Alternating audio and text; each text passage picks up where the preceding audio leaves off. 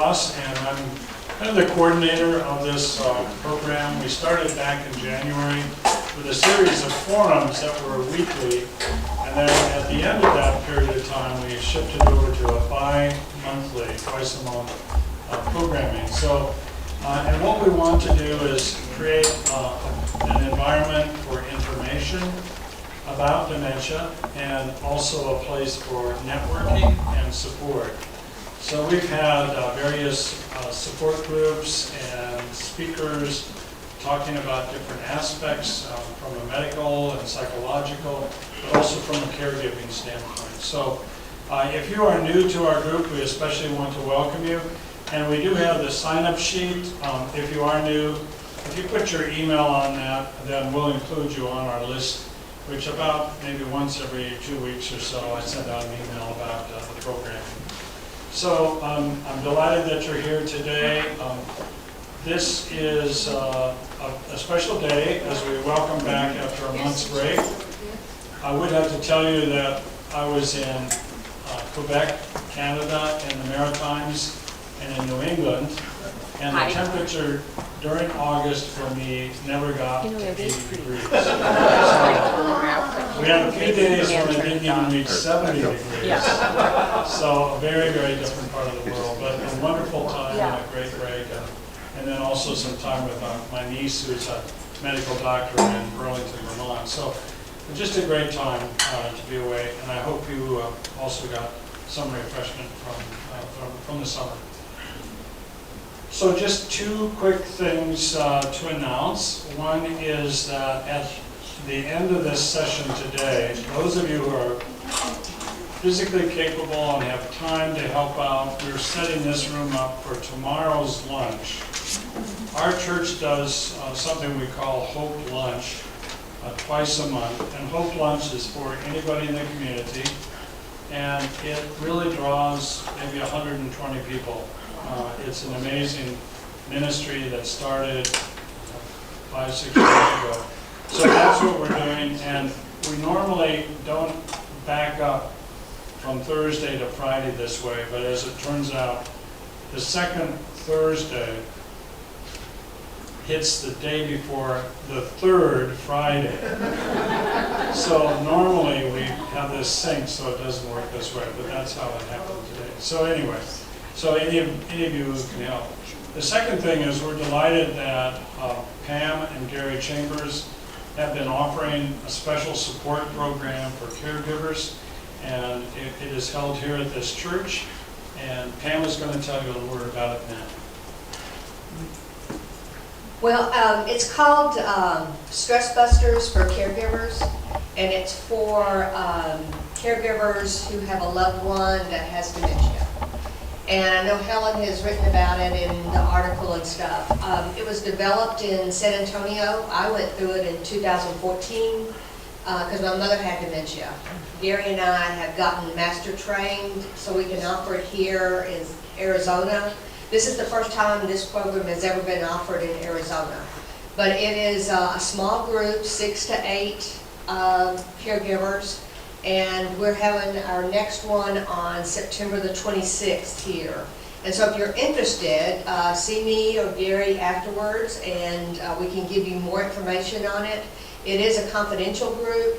It is a closed group once we start. And then we also are available to do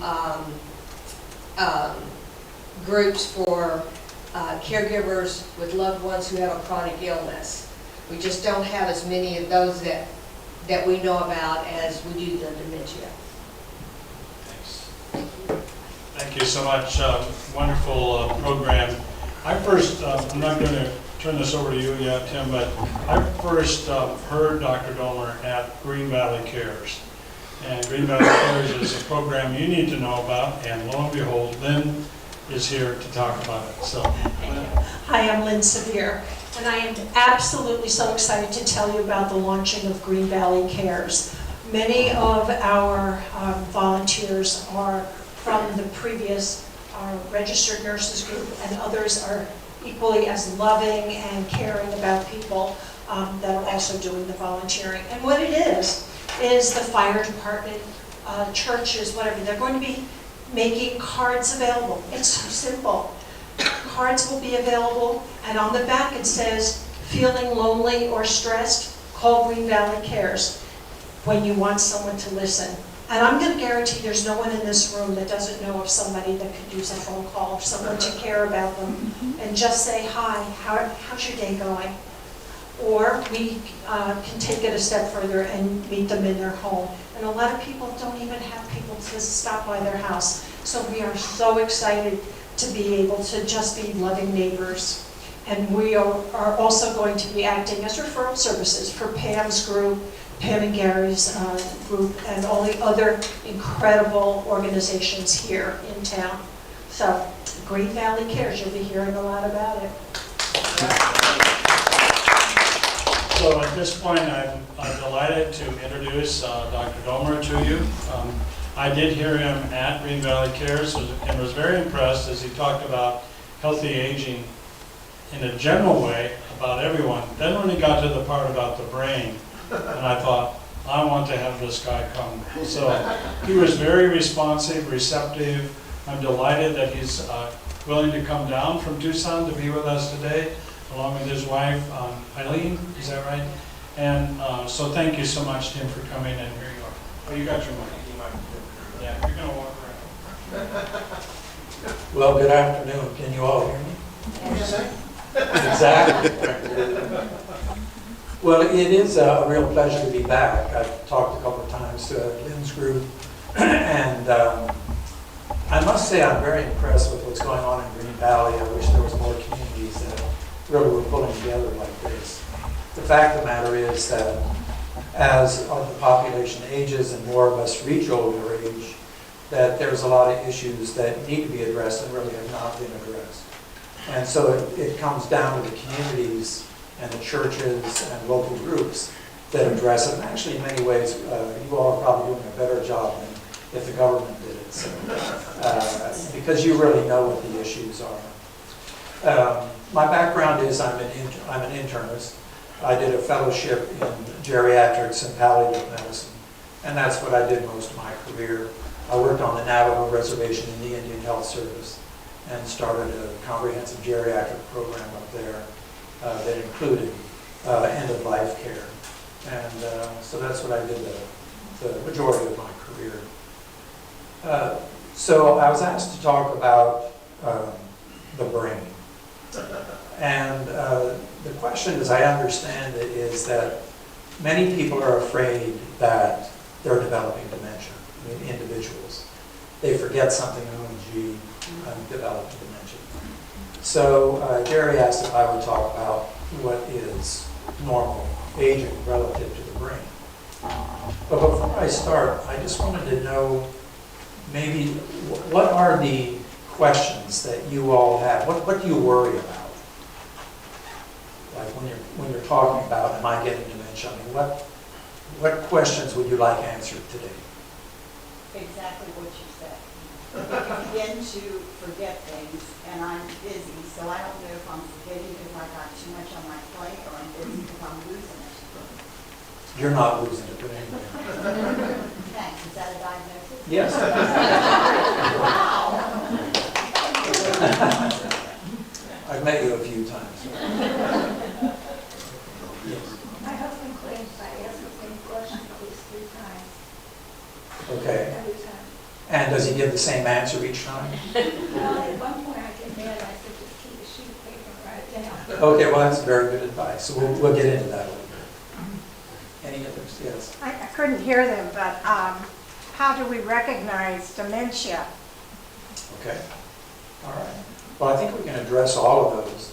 And so what I'm going to talk today about today is primarily normal changes with aging. I will point out when we're talking about abnormal changes, okay? Because really to understand normal or to understand abnormal, you need to know normal to understand, you know, the two go hand in hand. So what is normal and what isn't? So we're going to talk a little bit about how the brain changes through our lifespan and what that change, I'm talking about the anatomical changes within the brain and how those changes affect our cognition, because we think of our brain, obviously. We're going to talk about how the brain works, because it's not intuitive. We're going to talk about the changes, as I said. We'll talk a little bit about how to protect the brain, although this isn't so much healthy aging today, but I think it bears talking about what can we do to protect our brain, keep it healthy. And then we're going to talk about the fact that as we age, there will be changes with our brain, whether we like it or not. And so how do we prepare for those changes, knowing that they either are coming or will come? And just so you're not all afraid, that does not mean that we're all going to wind up with dementia. Overall, by the time we reach age 80 to 90, maybe 20 to 30% of people have dementia. Okay. By age 90 to 100, it's over 50%. So clearly age plays a major role in the development of dementia. So we're going to start real young. Okay? It's important to understand how the brain develops, because the brain starts to develop obviously when we're an embryo, and by a month it kind of looks like this, and there's a little brain bud developing off of this nervous tissue. It's called the notochord. And from that point on, the brain starts to actually fold, and it folds, and it folds, and it folds, and it folds, and it folds, and it folds. And as it folds, it starts to develop the ability to acquire memories. Okay? And the more folds, the more surface area there is for the brain to hold on to memories. And we're going to get into that a little bit more. By the time that we are born,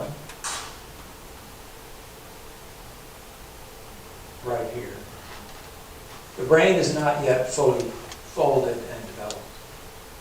It continues to fold and develop the ability to form memories all the way through childhood, young childhood, teenagers. Their frontal lobe hasn't fully developed. Our brain is not fully developed anatomically until about age 25. Okay? And from about age 30, 35, it starts sort of going in the other direction. It doesn't unfold per se, but the brain starts to lose some of that volume that it developed. Now it happens slowly, but the brain will lose volume as we age. And that can have certain effects, which we're going to talk about. But the brain, the changes in the brain does not normally lead to dementia. And when you leave here, if you don't know what dementia is, you leave here today, if you don't know what dementia is now, I think you will know when you leave here today. When we say dementia, what does that mean?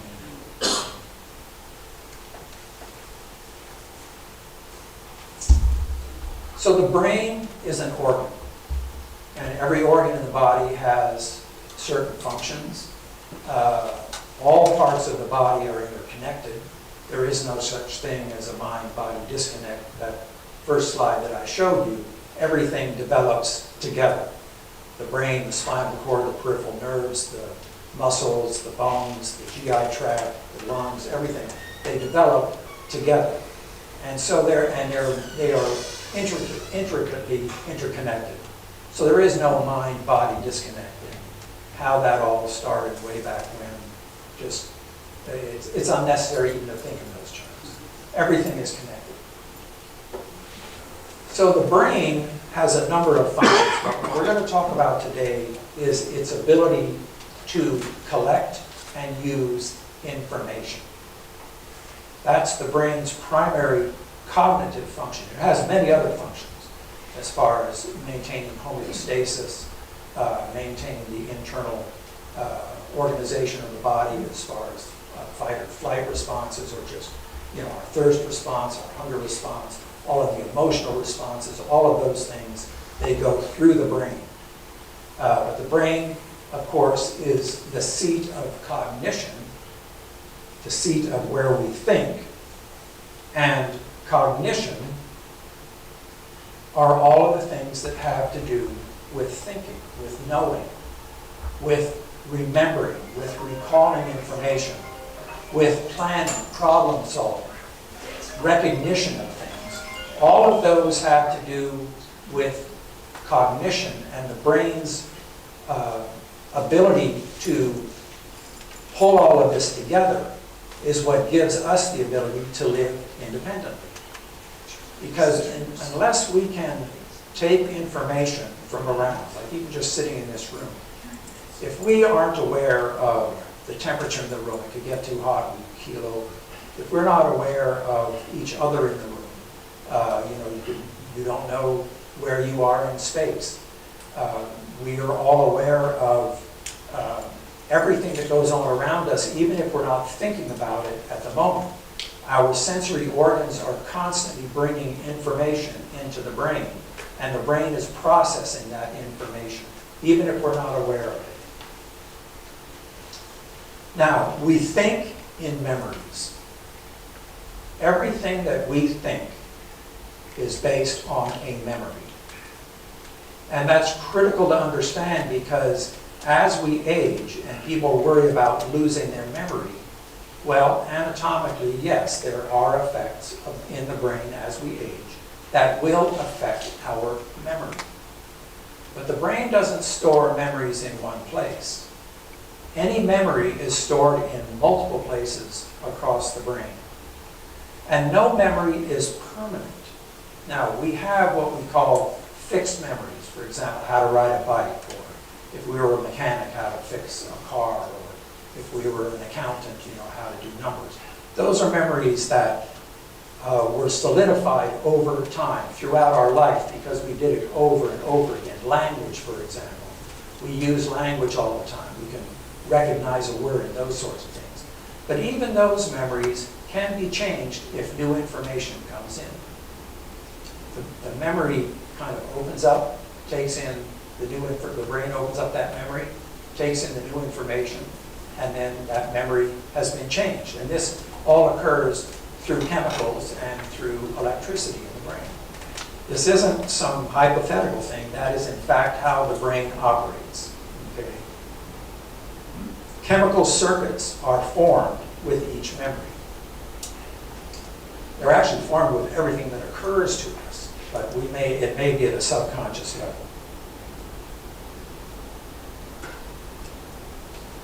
So as I said, our five senses are constantly bringing information into the brain. Our eyes, our ears, our nose, our mouth, our taste, our sensation, etc. And those outward senses are constantly monitoring our environment and giving information into the brain, even when we're not aware of it. All of that information first goes very deep into the brain, into the very center of the brain. I'm going to show you some anatomical pictures in an area in the limbic system, in a specific area called the hippocampus. And you may see this written someplace and wonder, well, what is that? Well, it's the area of the brain that's deep inside the center where memories begin. All information comes in as electrical signals, electrochemical signals. Goes through the hippocampus, and the hippocampus starts to change that information into memories. The memories then are distributed to the different parts of the brain that are involved in whatever happened. Driving down here today on Interstate 19, if I'm looking ahead, there's a car coming on this side, there's a car behind me, I see some lights flashing over there, so I know I need to move over to the left side because that's the law. And my brain is taking in all of this information. And I see that car is blue over there, oh look, there's an out-of-state license over there. And it's taking that information and it's pulling previous memories that have been distributed into the brain to put it all together so that instantaneously I can use that information. And if somebody's brake lights come on, my eyes see that, the information goes through the hippocampus to the occipital or visual cortex in the brain, which in the past I have learned that red lights coming on means stop or slow down. Without even thinking about it, I put my foot over, touch the brake. That's how the brain allows us to remain independent. And we have to be able to recognize those things.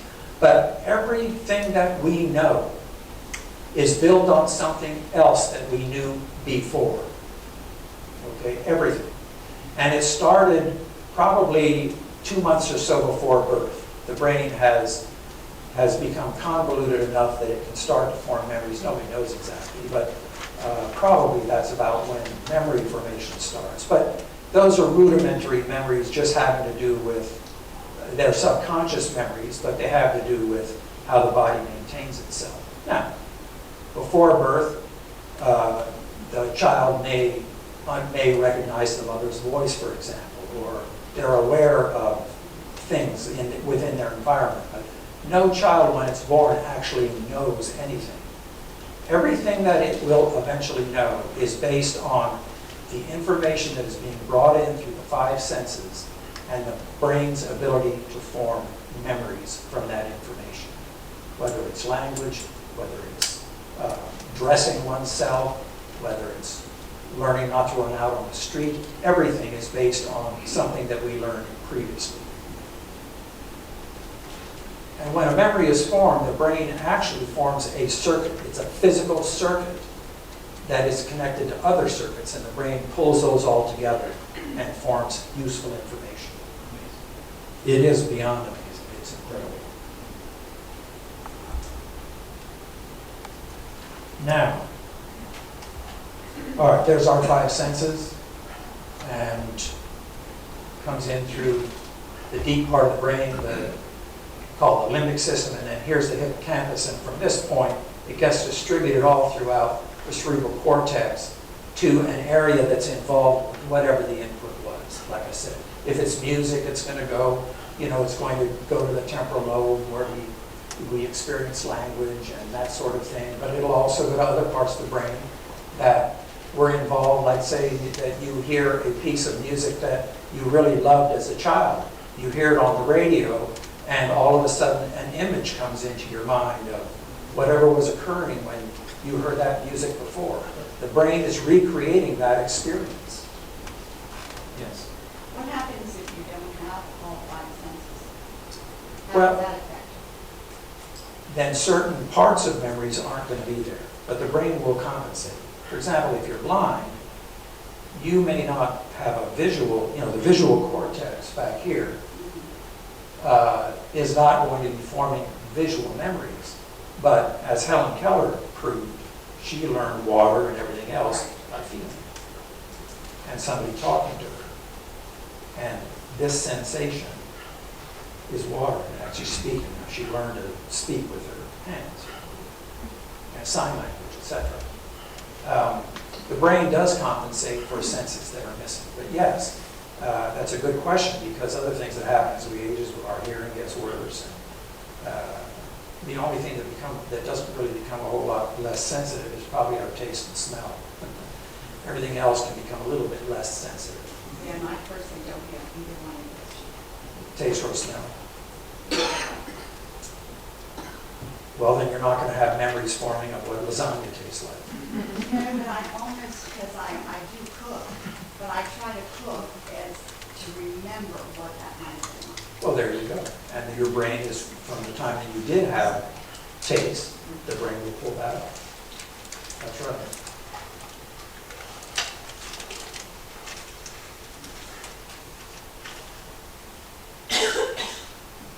Okay, so these are pictures from what's called the Human Connectome Project. And the Human Connectome Project, like the Human Genome Project, is trying to map the brain. And these particular images were derived from MRIs, and the fact that neurons have water in them. You can actually, tracts within the brain have water. You can use MRI and other modalities to actually image tracts. Now, these aren't individual neurons, they're too small, but these are tracts within the brain. And what this shows is that all parts of the brain are connected to all parts of the brain. Okay? These are actual, what you're seeing here are X-ray or MRI images of nerve tracts within the brain. Of course, both sides of the brain are connected here through the corpus callosum, and then here's the frontal part of the brain that we use for planning and judgment and that sort of thing. Here's the temporal lobes are underneath here with language and etc. And over here is the frontal lobes, which are what move us. That's where we get movement from our limbs and everything. And back here is our sensory function, where we feel with our hands or all the different senses, vibration, etc. And then back here is the visual cortex that we see with. We actually do have eyes in the back of our head. We don't see with our eyes. The only thing that the eyes do is to take an image from outside and project it back to the visual cortex, which will then create the image that we have in our brain. And that is going to be based on what we've seen before. So if we see something different, well, I don't recognize that. All right, the brain at that moment is creating a new memory upon which more information on whatever that new memory was. As you get more information, it's going to expand that memory. Okay. So the first time that you see, let's see, a Gila monster when you're out hiking, well, now you've seen a Gila monster, and then the next time you see it in a book, or not only will you have the image of the Gila monster in the book, but you'll remember how the thing smelled, right? And what noise it might have made, and how it skittered away, because the brain is going to recreate that previous memory of that Gila monster.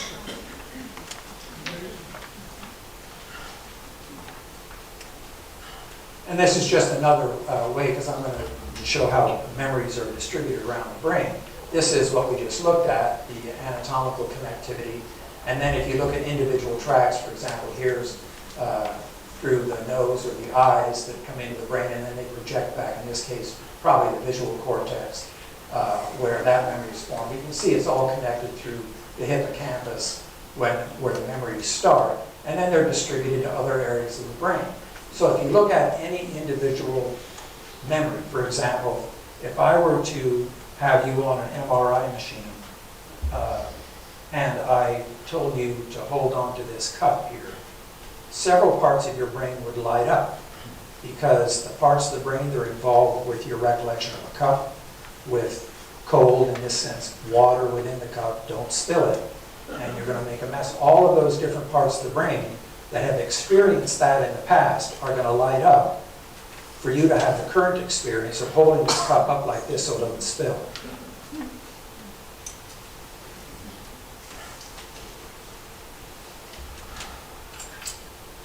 So this, don't worry about the patients and controls. But this was, these images again were formed by MRI, where people were shown pictures and what lit up. So a single image on a picture, say a picture of a tree, it will light up in a number of different places in the brain. Okay? So your picture of a tree may be different than my picture of a tree, or my recollection of a tree, or whatever memories go along with that tree, bird in the tree, or a tree falling on my house. Whatever the brain pulls from that image is pulled from a lot of different areas within the brain itself. It's not like I got a memory for a tree here. Well, you have a memory for a tree that involves that. It's also what did the tree look like, what did the tree smell like, what was the sensation that you had when you experienced a tree. Did you climb the tree? It would involve, the motor cortex. Was the wind whistling through that tree? It would involve the temporal lobe, which is involved with hearing, and etc. And the brain will retrieve those memories and put it together instantaneously. Now, getting back to abnormal, if people start to lose different parts of their brain through a stroke, or you're here to talk about dementia and that sort of thing, where anatomically you start to get changes in the brain, it will affect those memories. Because remember, those memories are physical circuits in the brain. They're not, there's no sort of humors in there. These are physical circuits within the brain. And if that circuit is disrupted through a stroke or a disease like dementia or vascular, or Alzheimer's, or vascular dementia, or any number of brain diseases, it will affect the brain's ability to pull that memory together. We think in memories. And then just, you probably all know this, but basically this is how stuff gets around in the brain. Chemicals are released between axons and dendrites, and electricity drives the impulse along the axon here. And all of this happens very, very quickly. And all of these are then connected to other neurons and axons. And this one thing, it would have a set of neurons off of every one of these dendrites, and all of them then would be connected to others. And so you have billions of them lighting up, again, that fast. Yes? When you say instantaneous, we're talking about milliseconds. Yes.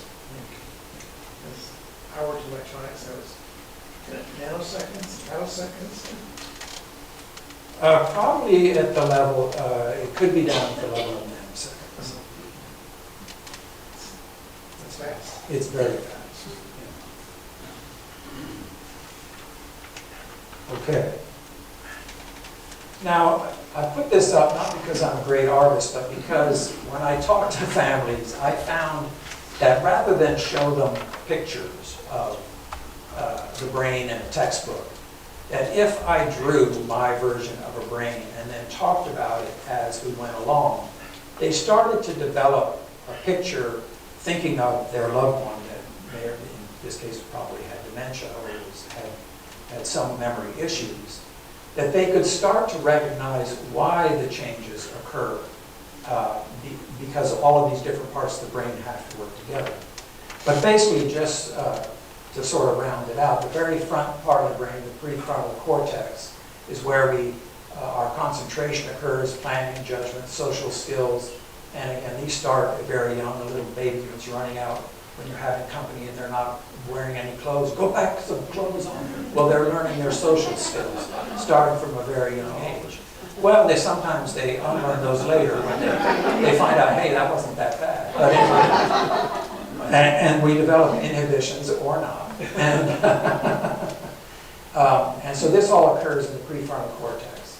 We talked about speech and language and hearing here in the temporal lobe. The frontal lobe here is involved with voluntary movement. The parietal lobe here is involved with sensory perception, with vibratory sense or hot, cold, all those sorts of things, particularly from the skin.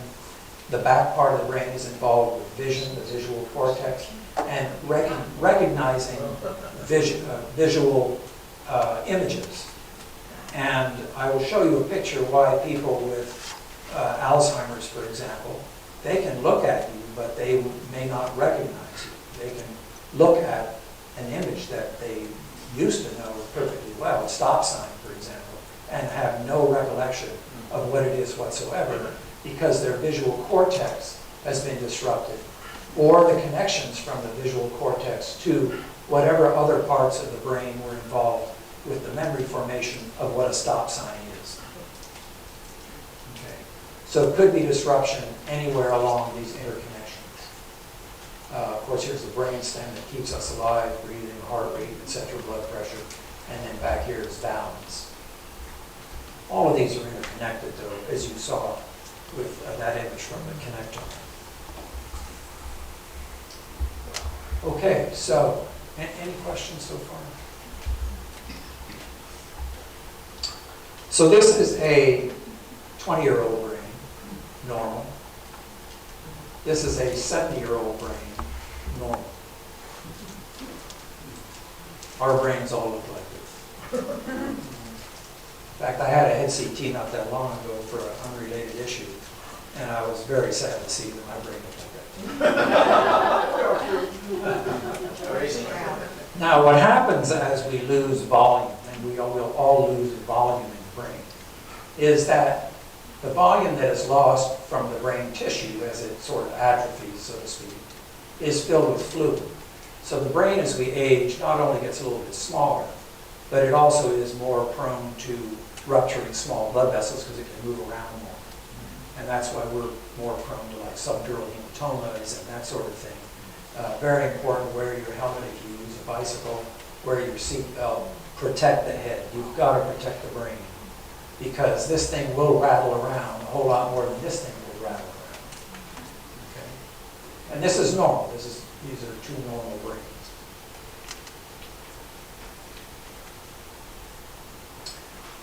So by the time we've reached about 85 or 90, we've lost maybe 15 to 20% of our brain volume.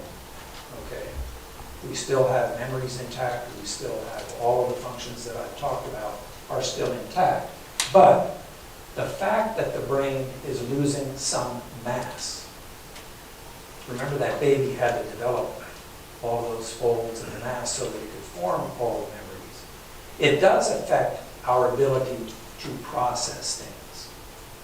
Not our ability to process things as far as getting to understanding it, but the time that it takes to process things. So it's like a computer that's getting old, the processing speed slows down.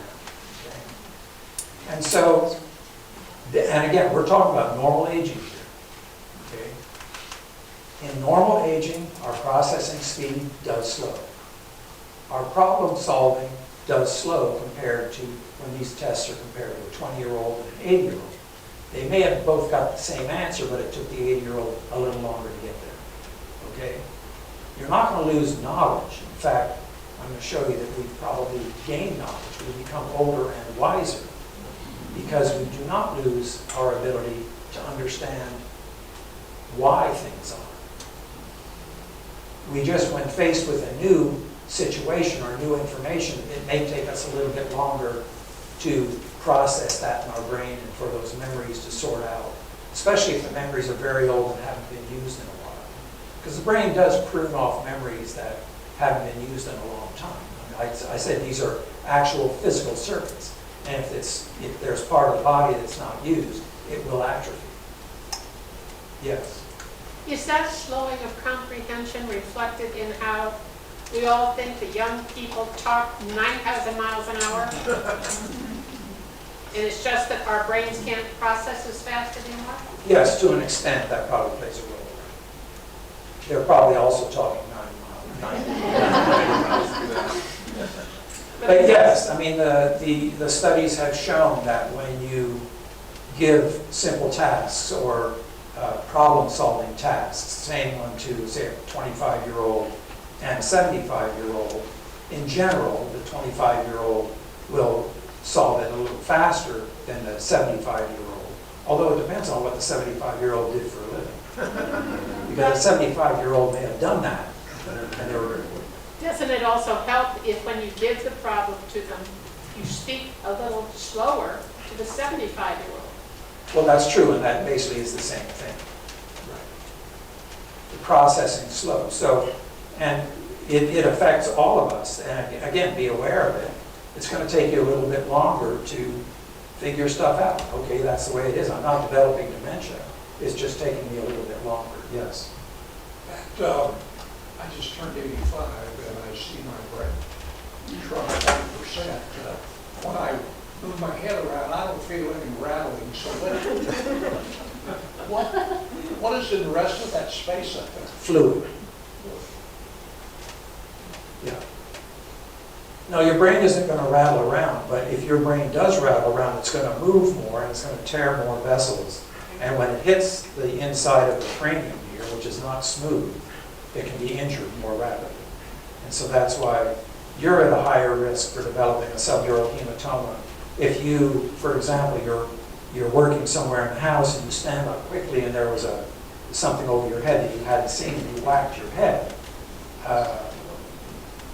Many people who develop subdural hematomas, they hardly even recall what it was that they hit their head against, or when they hit their head, because this can occur over days to weeks. It's just a slow bleed. But yeah, your brain has shrunk, as mine, and what takes up the space is fluid, and that's what the radiologist sees when they look at a brain scan. Now, I do want to spend some time here because this is where people get confused on whether or not they're developing dementia or they're just getting older. One of the things that occurs as we age, we lose our ability to concentrate. We are more easily distracted, okay? And this has been proven when you give an older person or a younger person multiple tasks to do. The older person may become more distracted and not be able to complete the task and that sort of thing than a younger person.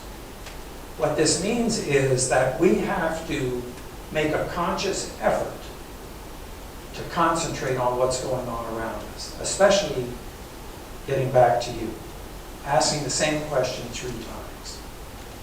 In all likelihood, he answered the question the first time, but you may have been thinking about something else or been distracted into something else, or not really listening or whatever. And this happens all the time. And I've seen it any number of times when people bring in their older parent and, well, they don't, I'm telling them the same thing, but when I test them, there's nothing wrong with their brain, but there is something wrong with their attention. And it also goes in a more practical sense. In the office, at the end of the visit, I may be talking to, all right, so we discussed this today, and et cetera, and we're going to change this medicine, or we're going to do whatever, and I see the eyes going like this, and so I say, so what did I just say? All right, now I've got your attention. And I repeat it, and now they know it. But the way we can best deal with this is to remember that every memory is formed by inputs into the brain. So the more inputs that you have for any particular thing that is occurring, the stronger the memory will be. So if somebody is talking to you and it's information that you will need and you need, write it down. Because not only are you going to hear it, you are going to get a pencil. It'll help you concentrate. You're going to write it down. You'll concentrate on what you're doing. Different parts of the brain, the temporal lobe will be involved as you write. Okay? And that memory now is being formed, but it's going to be a stronger memory. Okay? And if you, for example, look at a clock at the same time, well, what time was that? I mean, every input that you can get around some new information, the stronger your brain will form a memory about that new information. So write things down, have somebody speak slower, speaking slower. Wait a second, whoa, start over again. Just take it down, slower. And then repeat it, which is what I almost, with patients, before they left the office, I would always say, all right, what did we talk about today?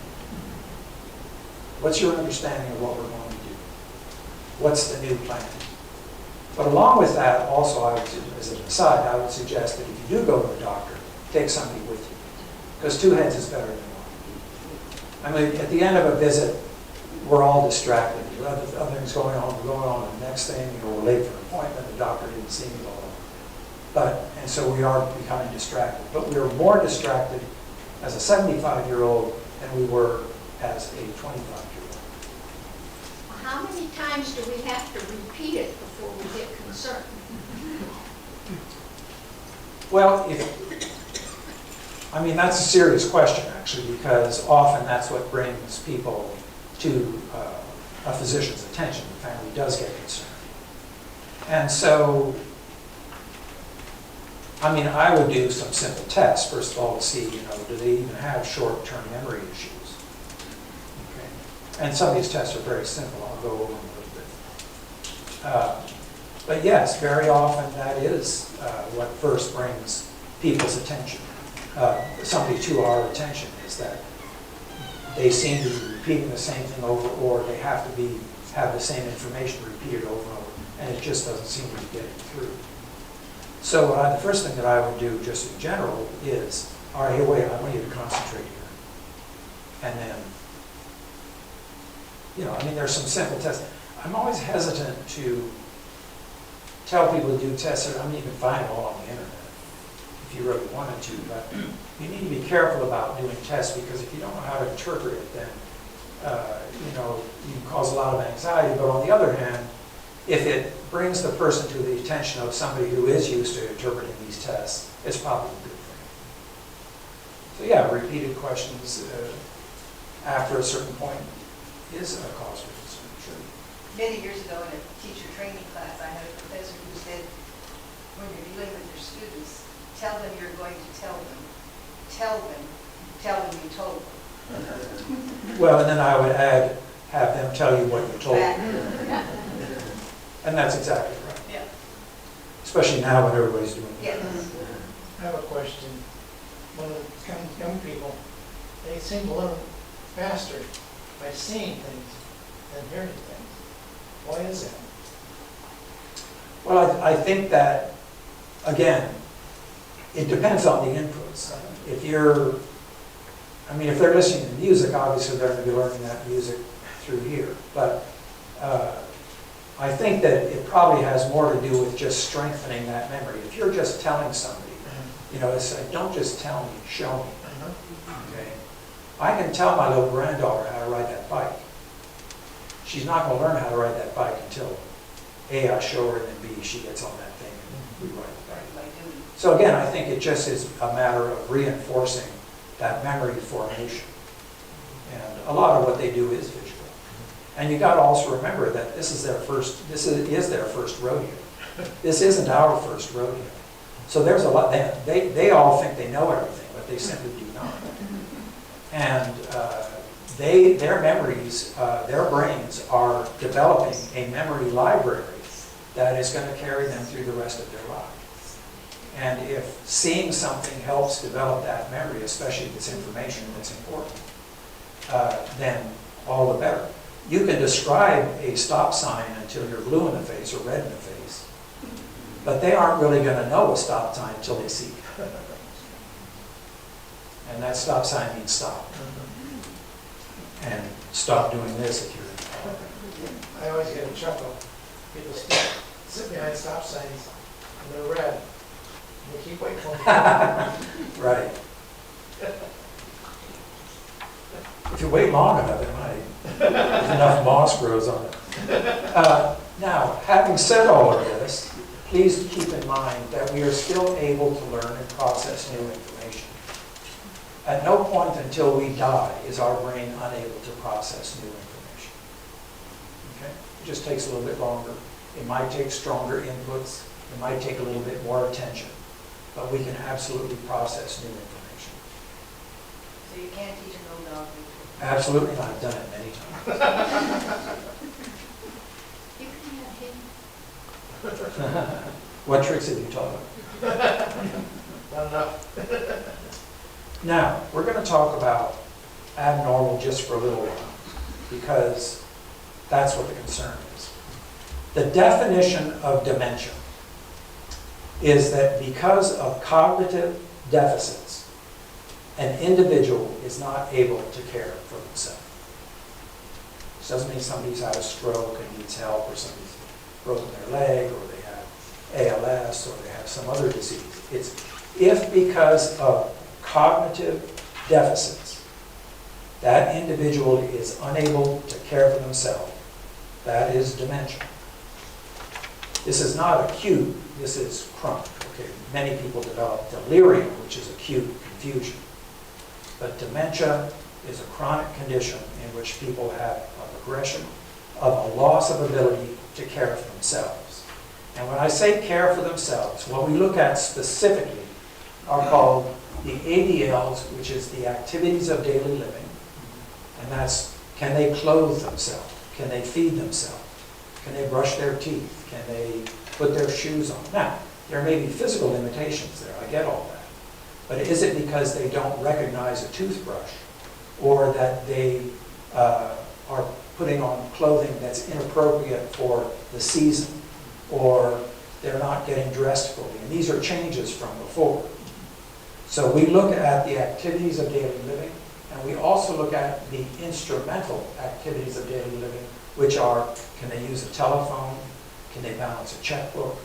Can they, could they plan a dinner? Could they return an item to the store properly that they needed to return and get back home? Again, if they're unable to do it, well, why? But if it's because of a cognitive deficit, then that is the definition of dementia. So we look at the ADLs and the IADLs, which is why it's so critical when, for physicians, and they make this mistake all the time, including I just watched it this morning, asking the patient, can you still do this, can you still do this, can you still do this? Because they will always say yes.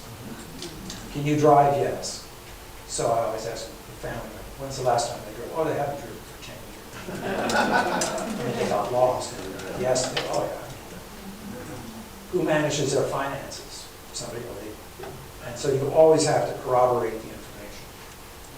And if I have a patient who I don't know, and I'm asking questions and they didn't come with a family member, then I will do a brief memory test so that I know what I'm dealing with. Now, mild memory loss is very common, and in fact, I would say it's pretty much universal. But what that means is that it's that slower process for retrieving those memories. Now, we see it as, oh gee, I can't remember, I'm losing my memory. But the fact, and this particularly occurs with where and when. Where did I put those car keys, and when are we supposed to go to Johnson's? But when you do find the car keys, you could drive to the Johnsons. You knew how to drive that car, and you drove safely. And when you got to the Johnsons, you had a great evening. You played cards. You had a wonderful meal, and you asked Mrs. Johnson for the recipe that she put on the table, and you all got ready to go, and then you left, and halfway home you said, oh, I forgot that recipe because I was distracted, and it's still back on the table. That's perfectly normal. Because when you were leaving and everything else is going on, you forgot to pick up the recipe. You're not losing your mind, because you were able to reconstruct that whole thing anyway.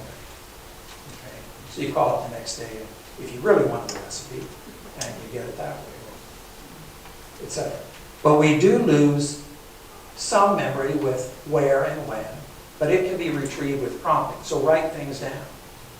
You know, if you're going to, if there's an important event coming up, you write it down. I wrote this down on our calendar at home, so I wouldn't forget it. But memory for meanings of things actually increases because we have a greater fund of knowledge. So we do get wiser. We develop more wisdom as we age. Okay? We understand why things are, what they mean. But we may not remember, so where the hell you put the damn thing. And memory for how to do things really doesn't change much.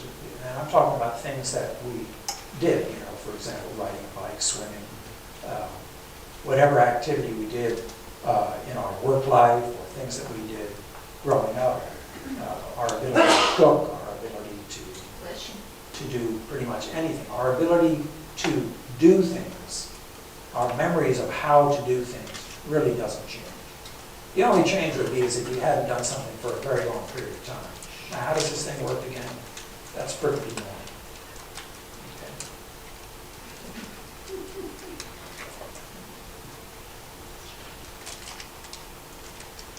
Now, you hear about amyloid, and I'm sure you've heard about it in your talks with dementia. We all have amyloid in our brain. Okay? It's a normal protein in the brain. It's a structural protein. And, but the problem with dementia, with Alzheimer's, is that there's an exuberance. There's too much of this protein and some of the other proteins, amyloid and other proteins in the brain. So this is a normal amyloid distribution, the PET scan. And here's abnormal distribution. Red is amyloid. A CT or a PET scan that shows uptake of glucose, which means functioning tissue, because the brain primarily uses glucose. On the right, on the left here, this is a normal brain. So you can see we talked about the frontal lobe here for planning, and, judgment, and etc. This is language in here, and the temporal lobes. This is that deep, the amygdala, the limbic structures, and where the hippocampus lives. Here's the visual cortex. Here's the sensory cortex and the motor cortex. And this is all normal, so these all light up and they're functioning well. They're taking up glucose and the way they should. This is a scan of a patient with Alzheimer's that has too much amyloid that has actually disrupted the normal tissue. You can see that this brain, there's still tissue there, but it is not functional. Okay? So the frontal lobe is kind of moth-eaten. The visual cortex is moth-eaten. They probably don't recognize things that they see. They may have some issues with recognizing sensations. They probably can still move fairly well, but their language issues, they have language issues, understanding language, speaking, and etc. And their memory formation clearly is being affected because those parts of the brain aren't functioning. And if you remember that our memories are scattered all over the brain. That's also why somebody who has dementia may sometimes remember things and other times not. Or they may have a partial memory because the brain, parts of that memory are still within functioning brain. But most of the time I would say that causes confusion because they aren't able to verbalize what it is they're experiencing. Okay? But if you remember back to that picture of memories being distributed across the brain, and then you look at this picture, then you can understand why somebody who has Alzheimer's, for example, has memory loss. They actually anatomically have memory loss. If somebody has a stroke, they may lose some memory. Now the brain has redundant systems in it, and so often they can compensate from a stroke, etc. But many people with stroke will have amnesia and that sort of thing.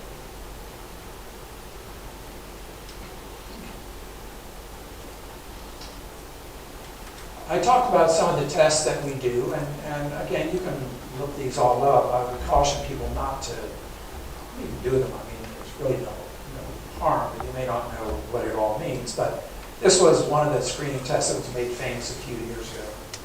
And so we test visual, spatial, or executive function. Can they go A1, B2, and etc., follow a pattern around? Can they copy a cue? And this all has to do with seeing something. For example, somebody who has difficulty, they'll look at this cube and then they will try to reconstruct it. Now, if they've had a stroke, it's a whole different thing. But let's say they haven't had a stroke, and they're unable to copy that cube down here, and it doesn't really look like a cube. It's because their brain is not able to reconstruct that cube as they try to draw it. And they'll draw something that doesn't look like a cube. A simple test that I use, like I said, if I really don't know if I can trust what they're saying based on memory, is the clock drawing test. And it's a very simple test. The instruction is, I'm going to have you draw me a picture of a clock face. And I'm also going to give you 3 things to remember. Okay? Now, you give them 3 things to remember, have them repeat it as many times as it takes until they can tell you what those 3 things are. A house, a penny, and a hat. Anything that's not related. Okay. And then you say, okay, I'm going to ask you what those were. Now, I want you to draw me a clock face. And I want you to put all the parts on a clock face and make the time. And you need to make the time with the arrows in 2 different hemispheres. You can't put them both on the same hemisphere because the brain has 2 halves. So 11:45 or 1:45. Okay, not 11. 11:45. Yes, exactly. 1:45. And so then you have them work through that clock and put the hands in and the numbers and etc. And you watch how they do that. And then when they finish, you say, what were those 3 items? If they can't get all 3, then it doesn't mean they have dementia. It means that there may be some problem with short-term memory. And so that you do need to corroborate the information that they're giving you. Okay, they should be able to get 3 out of 3 at 5 minutes. Okay. In any event, that's what this particular part of this is. And then naming animals, and then item recall, give them 5 items, and then they'll repeat them to you.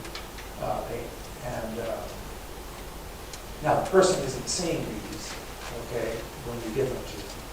They have to repeat those items.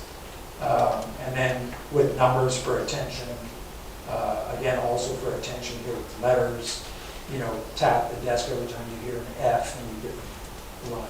This is just the Montreal cognition test. There's the mini mental status. There's many other tests out there that can be done. And if you bring somebody in to be tested, the physician or the psychologist will run through a number of these tests. Okay? And then it's based on a point system on how many they got.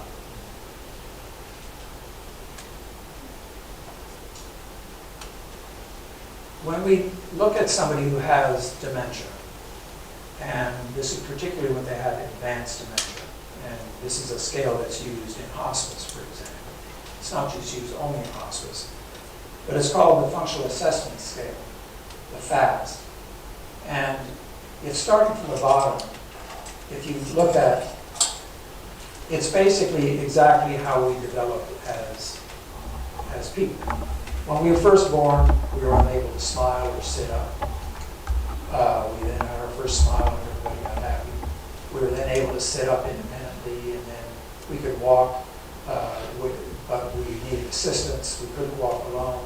We then started to speak, and most of what we said was garbled, nobody could understand it. We were then able to speak words that people could understand. We learned to use the toilet properly, and we learned not to pee all over the place. We learned how to flush the toilet and not leave it dirty, and etc. We learned how to bathe ourselves and dress ourselves appropriately. At first, the kids put all kinds of stuff on that made no sense, but they were helped, and they're developing that prefrontal cortex. We were able then to do things like plan a dinner, handle our own finances, marketing.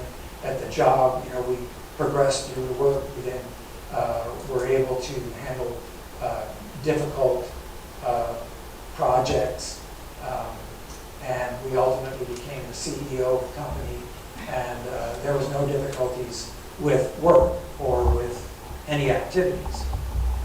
When we look at somebody who we're evaluating for dementia, we go the other way around. Are there any difficulties that you have noticed? And this is not asked of the individual. This is asked of people who can corroborate the information. This information does not come from the person that there's concern about. And if the answer is no, I probably would explore that a little bit more, ask some specific questions, but if the answer is no, then they don't have dementia.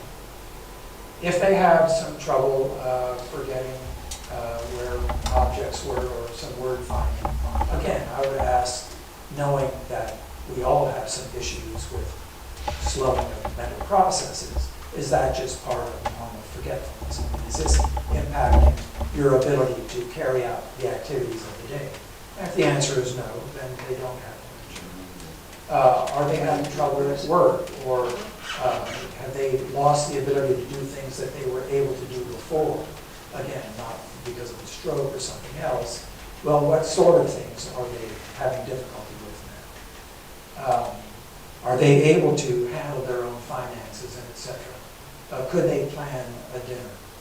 And so as we work down here, and as the individual has more and more difficulty with ADLs and IADLs, then we make a diagnosis of dementia. You don't need a brain scan to make a diagnosis of dementia. Now, most doctors will get a brain scan, etc., and families want it. But dementia is based on the ability to carry out the daily tasks and of the inability, and because of a cognitive deficit. Okay, that's dementia. So as long as you're able to do what you can do and you're a little forgetful, so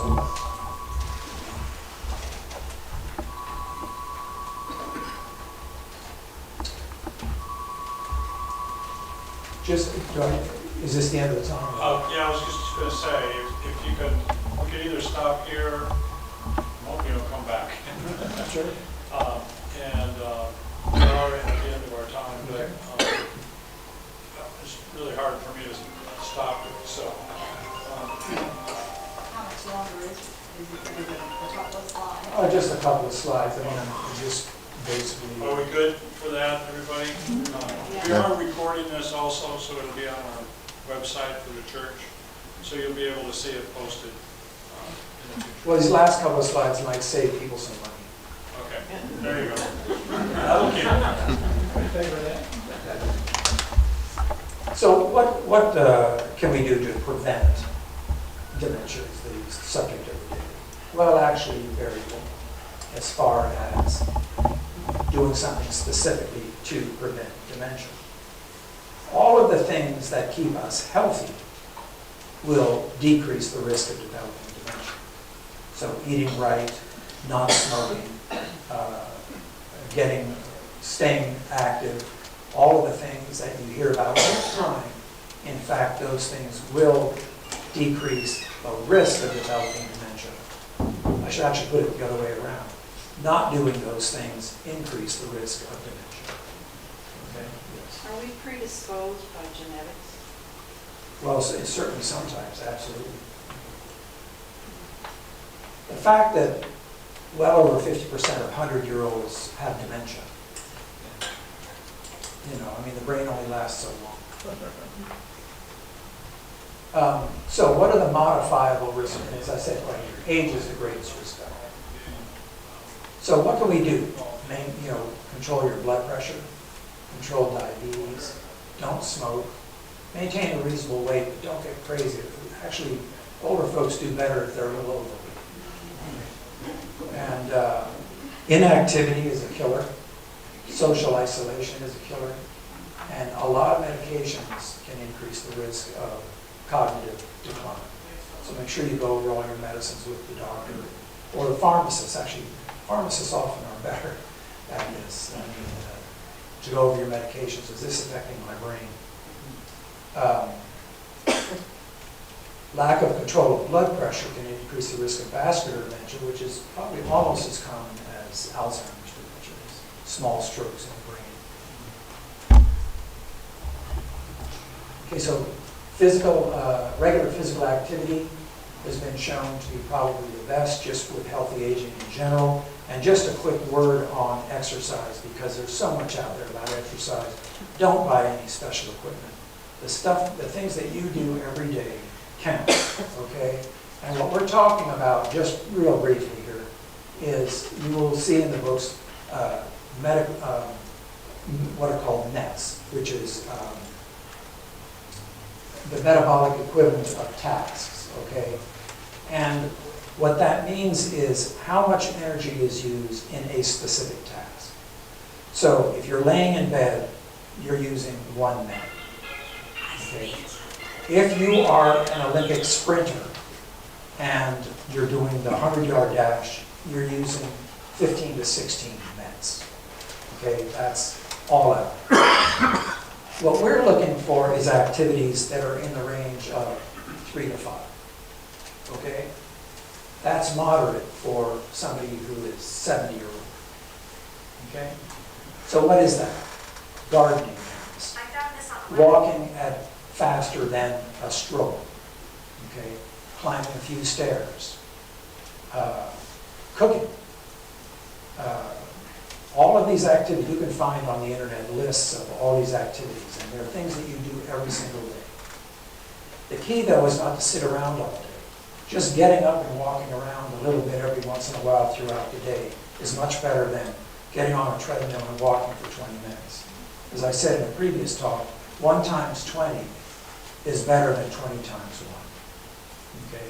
Meaning that getting an exercising for 1 minute 20 times throughout the day is better than exercising for 20 minutes once a day. Okay? So get up and walk around. The key is to keep walking. Mediterranean kind of diet, which is low on meat, high on vegetables. Stay away from a lot of processed foods, if possible. And then just briefly on the medications. Some of the medications that are the worst for the brain are cold medications. And the worst one is probably Benadryl, diphenhydramine, which is used in a lot of sleep aids. I showed you that one slide of the neuron and the synapse between one neuron and another one. Well, the chemical that lives in there, that is involved with thinking, is a chemical called acetylcholine. All of these medications that I have here are anticholinergic. They actually block acetylcholine. And they clearly have been shown to increase the risk of cognitive decline. So when you get a sleep aid, make sure that it doesn't contain Benadryl, diphenhydramine. Also, cold medicines just in general. I mean, most of the time, just a hanky is the way to go. Okay? If you have a cold, just read the over-the-counter, read the labels on anything you buy. Antidiarrheals have some of these anticholinergics, and talk to the pharmacist.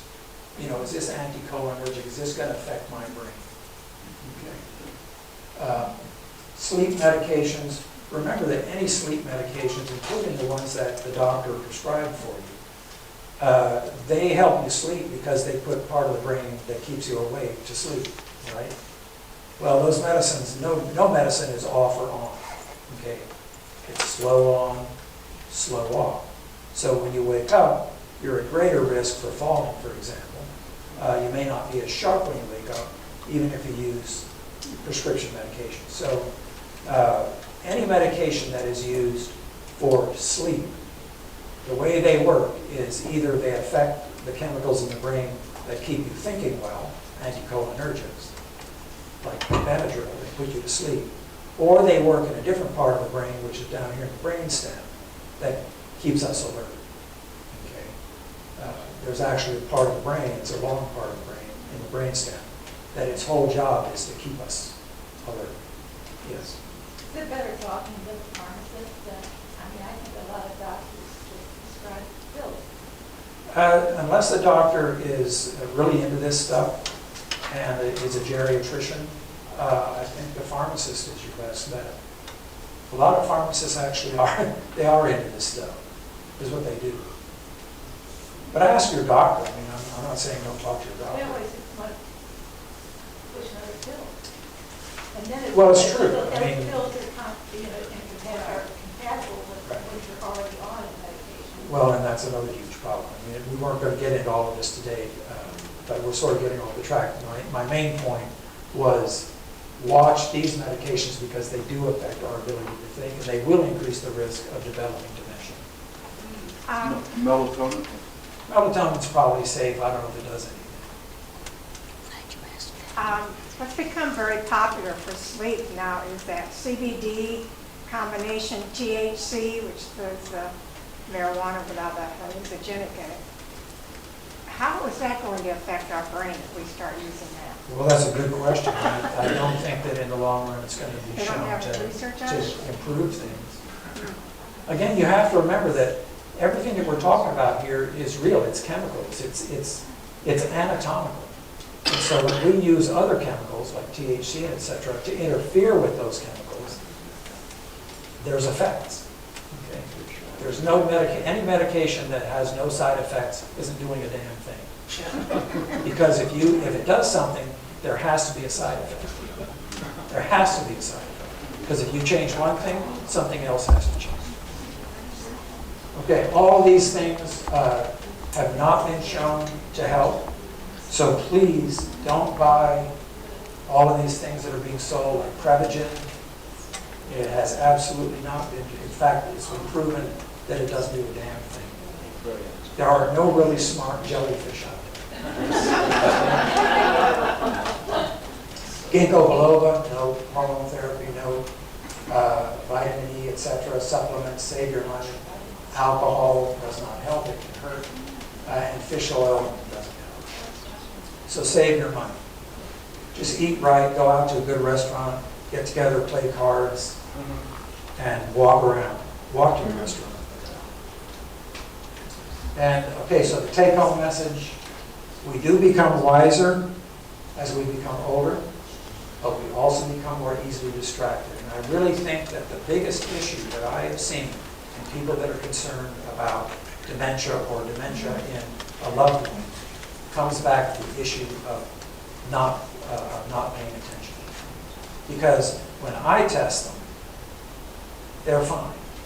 they're just not paying attention for whatever reason. And also remember that every memory that is formed, the more inputs you can get into that memory, the stronger it'll be. So write things down, repeat it, hum a little tune while you do it, have somebody repeat it to you. Any inputs that you can do, pour water on your hand. I'm serious, if anything that you can do to increase the inputs of that memory will make that memory stronger. Okay?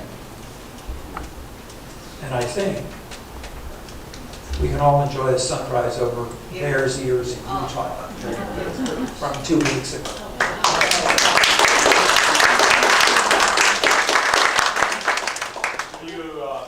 Able to stick around in case people want to talk some more? Absolutely. So thank you very, very much for your presentation. Was that helpful?